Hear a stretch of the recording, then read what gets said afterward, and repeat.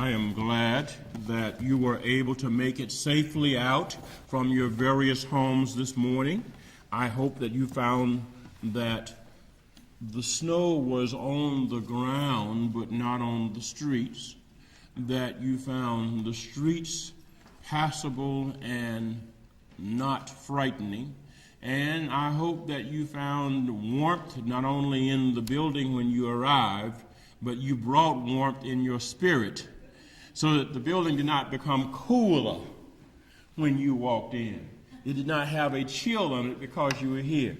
It's so good to see everybody here this morning, and thank you very much for bearing with us as we pondered how we were going to proceed with worship. As you may have gathered, we are having some interesting weather. Tomorrow is supposed to be more snow. Starting this evening, indeed, and tomorrow morning. So if you like snow, you're going to be really happy this evening. And if you don't like snow, you're going to have to really, really bear with it.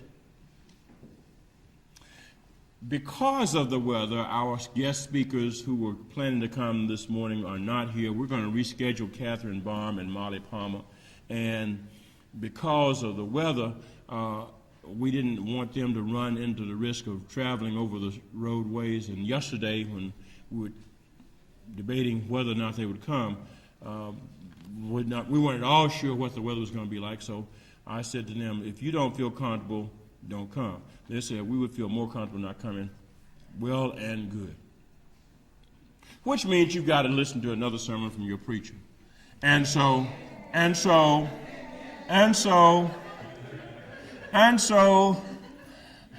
more of the same old stuff.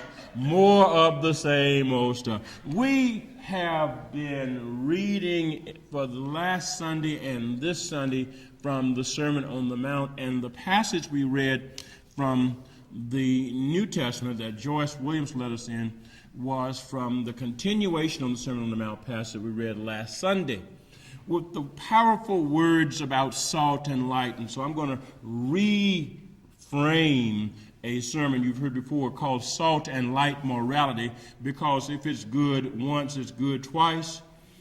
And if you know leftover chili is better the second day around, right? It sort of seasons. Leftover pasta is better a little bit longer. And so this is a warmed up, not nuked. This is a warmed up sermon you've heard before, but with some different insights on it. The passage is Matthew 5:13 through 20, and as you may have read already, it talks about being salt and light. The challenge is for us to understand that when we talk about the Beatitudes, all the blessed stuff that we read about, and I don't mean to trivialize it when I say blessed stuff, but all the blessed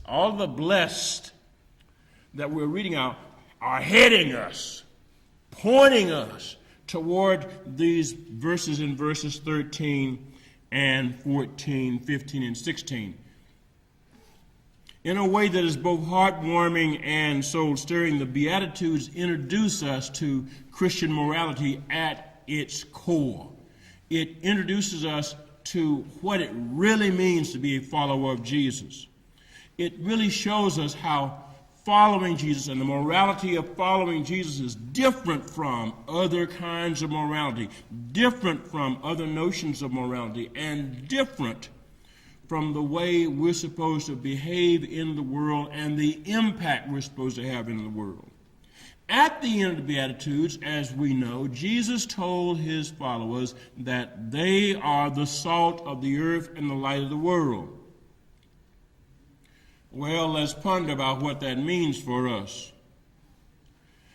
It helps us to begin with the reminding that us as humanity is corruptible just like meat.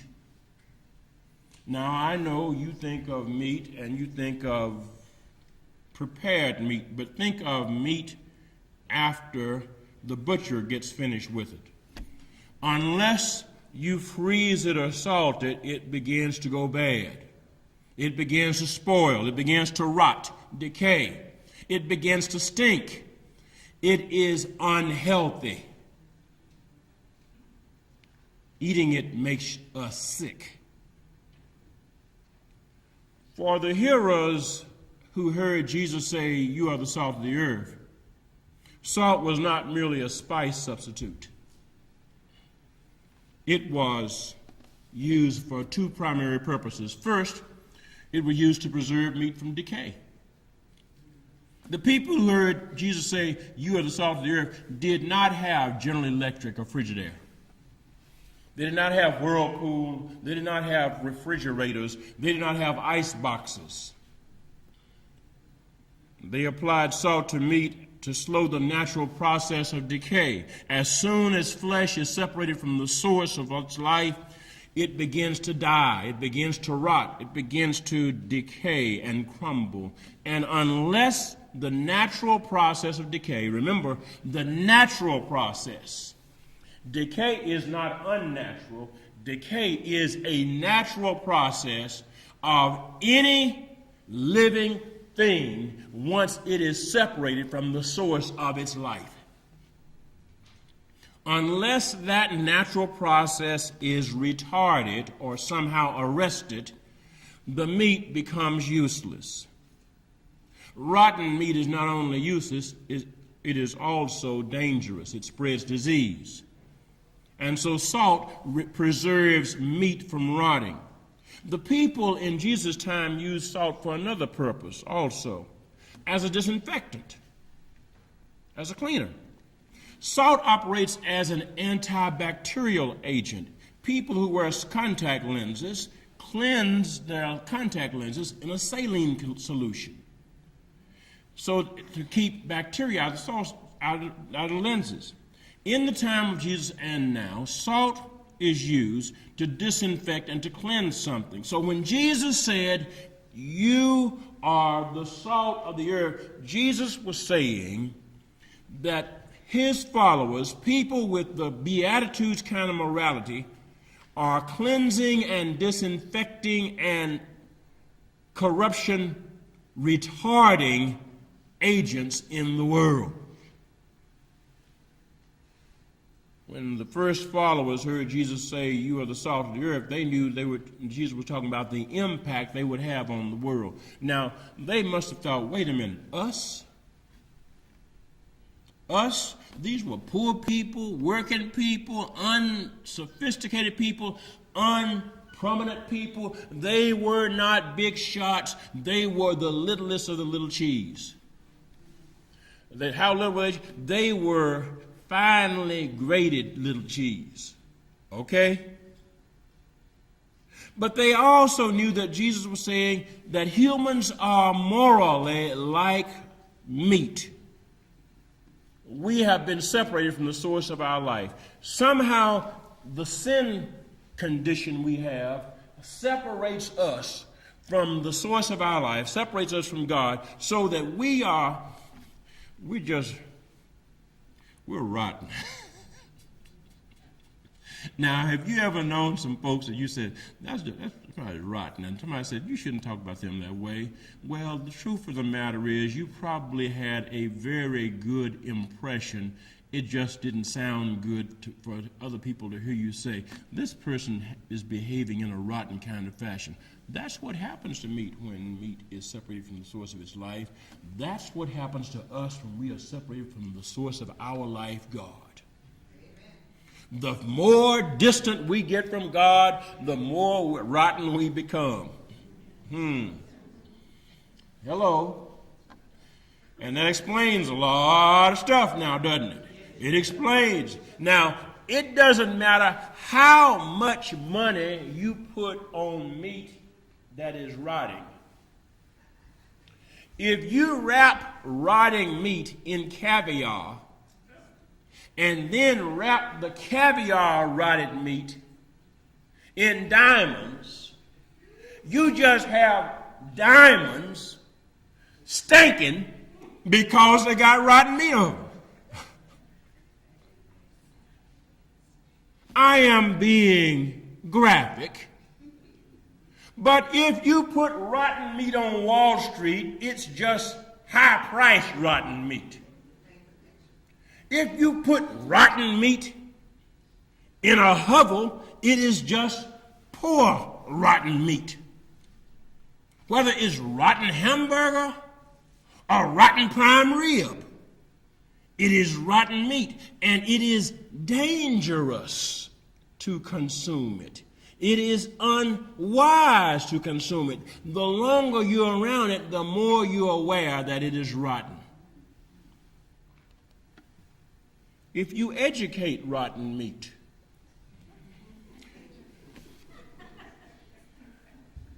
if you credentialize it, if you license rotten meat, you have not sanitized it. You have not made it more healthy. You have not made it more wholesome. You have simply given it the aura of wholesomeness, when in truth it is dangerous. Nothing is more dangerous than something that is dangerous but has a package or a label that says it's safe to be consumed. And so Jesus was not talking about education level when he talked about you are the salt of the earth. He was not talking about financial status when he said you are the salt of the earth. He was talking about moral character. He was talking about the moral condition of the people when he said, you are the salt of the earth. And this moral condition is the beatitude condition. It is the blessed are all those beatitudes that we see. That's the stuff that Jesus was talking about. Now, the world needs salt-like people if it's rotting. If there are rottening conditions in the world, then the world needs salt-like people in it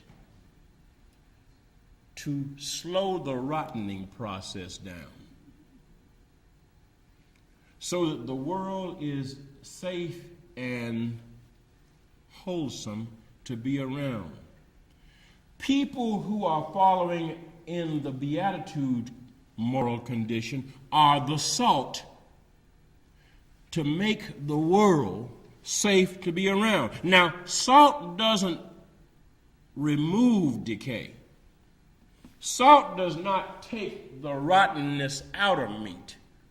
It doesn't change the character of meat so it cannot rot. It simply slows the decaying process down. And because salt does that work, we can keep the meat around longer, even though it has been separated from the source of its life. People with salt-like humanity, salt-like morality, salt-like spirits make the world easier to be around. In other words, those of us who have the salt-like character of God in our lives make the world more tolerable for the rest of the world. That's a justice issue. We make the world more loving, otherwise it would be more hateful. We make the world more compassionate, otherwise it would be cruel. We make the world more just, otherwise it would be more self-centered. We make the world more humble, otherwise arrogance would run amok. We make dead humanity less likely to come apart from the weight of its own decay, not because of who we are, but because of what God's character is doing in us and with us. And by contrast when we are not salt-like. Remember, Jesus says, when salt has lost its savor, when it has lost its saltiness, when it has become... Actually, Jesus was talking about an impossibility, because salt can't not be anything but salt if it is salt. But Jesus said there is something possible. It is possible for people who have the salt character of God to become so much like the meat that they don't have any effect on the meat.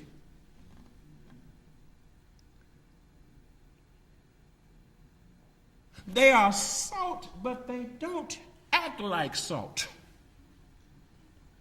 They are salt, but they don't work like salt.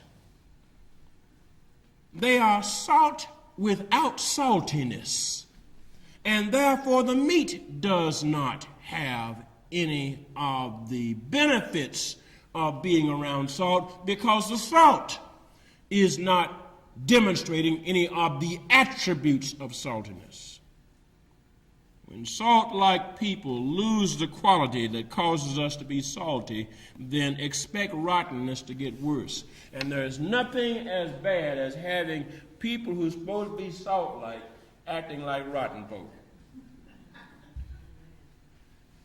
Now, this is not a church-hating statement, but let me just say this because truth needs to be told. If you ever want to have some trouble, watch a bunch of church folks acting like rotten folk, where they're arguing about, who got this or that or whatever. You can really you talk about something stinking. Now that stinks.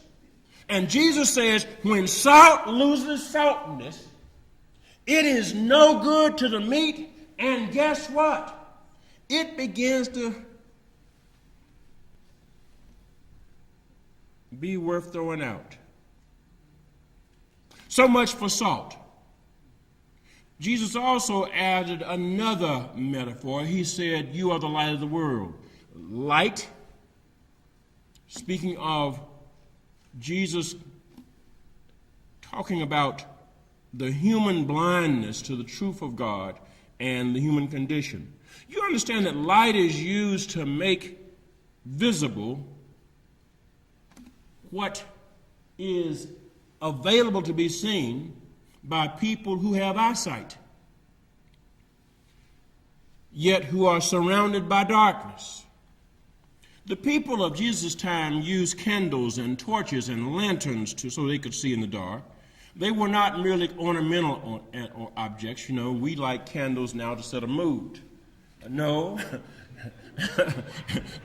they weren't lighting candles to set a mood.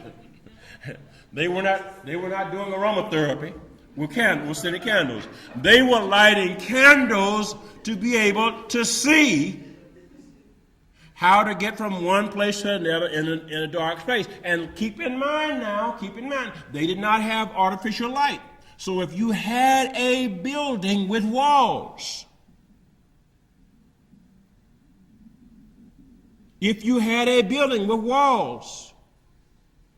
then you had to have some candles to light your way from one room to the next room, even in daytime. Because what happens if you're in an enclosed space in daytime? It's dark in the room. And without a candle, you can't see. But notice what Jesus said. He said, nobody lights a candle and then hides it. We did this during our Beatitude study, and for those who were with us, recall that I had us do an exercise. I had people take a flashlight into one of the bathrooms and turn the lights off. And see what you could see. And everybody said, you can't see anything. Now, once you turn the flashlight on, if you put the flashlight down close to the floor, you can see the floor, but you can't see the wall space up high. If you want to see more of the room, you have to raise the light. That's what Jesus was talking about when he said, no one lights a candle and puts it under a bushel basket. They elevate it. Light serves its best purpose when it is elevated. Hello? And there it illuminates the whole room. It illuminates the whole room because it gets high. What's Jesus saying to us? You are light of the world, but guess what? You can't hide.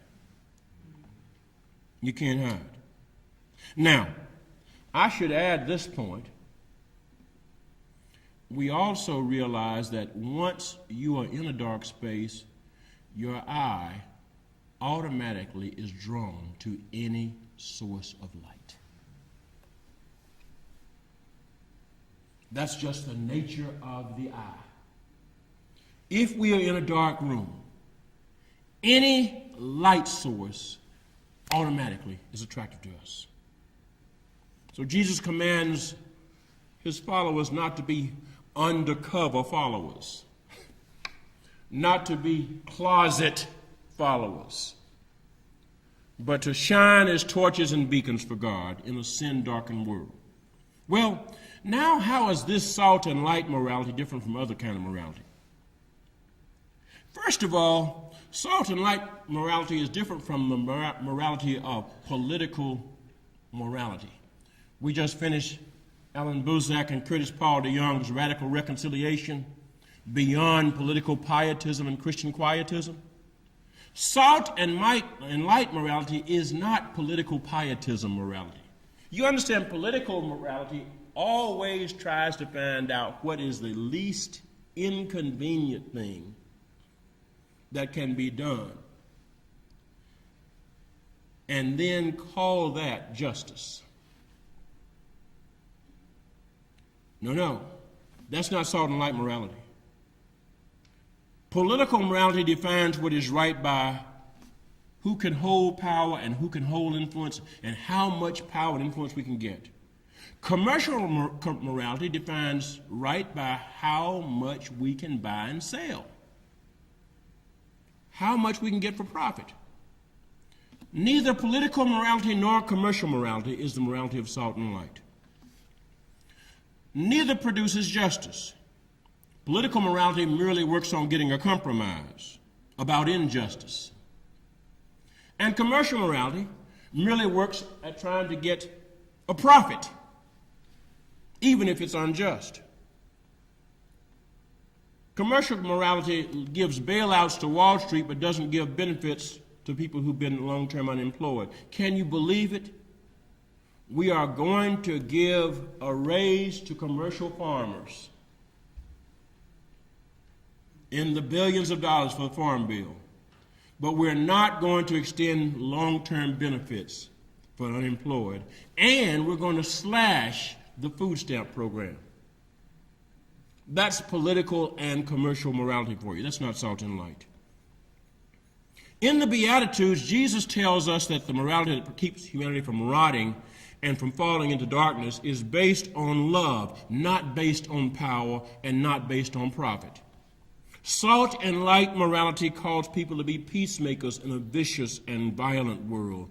It impels us to be contrite and humble and meek concerning our own sinfulness and the sin that afflicts others. Salt and light morality stirs us to be hungry for truth and justice and mercy. Salt and light morality calls us to pray for those who persecute us, to do good despite mistreatment, and to bless even those who curse us. Salt and light morality is the morality of the Good Samaritan. It is the morality of the Golden Rule. It is the morality of the Way of Jesus, of Harriet Tubman and Sojourner Truth, of Martin Luther King and Desmond Tutu and Ida B. Wells and the Children's Defense Fund and Coretta Scott King and Samuel DeWitt Proctor. It is the morality of justice. It's the morality of Alan Bozak and Jeremiah Wright and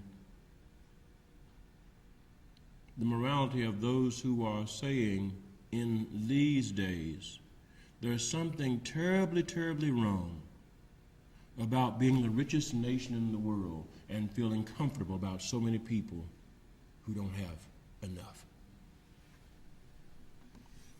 Salt and light morality is not based on profit. It isn't based on power. It's based on love. Well, what gives Jesus the authority to say this kind of morality is the right kind of morality? Well, in Jesus, God has brought the morality of love to life. We see what that morality does. That kind of morality heals and does not charge those who cannot pay. That kind of morality feeds and does not worry about making a profit. That kind of morality suffers, even for those who are undeserving, believing that there is something redemptive about love thy neighbor as thyself.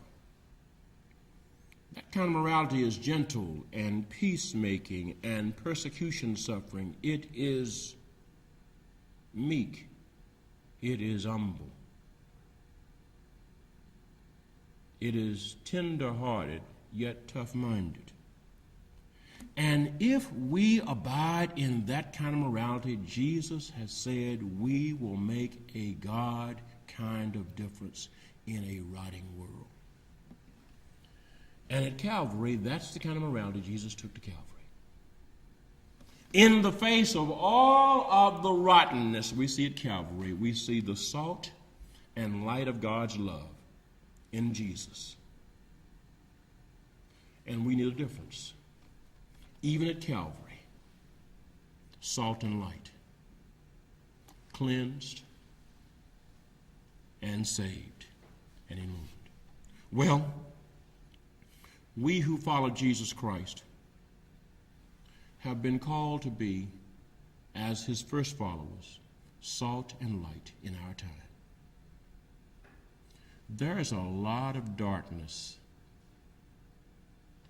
Shine your light. There's a lot of rottenness. Rub your spirit in it. Don't stand off from the rottenness and say, can't do anything about that. Understand, salt does the meat no good in the salt shaker. The salt has to get into the meat. We are salt. We are light. Let's make God's kind of difference in a sin-darkened and sin-rotten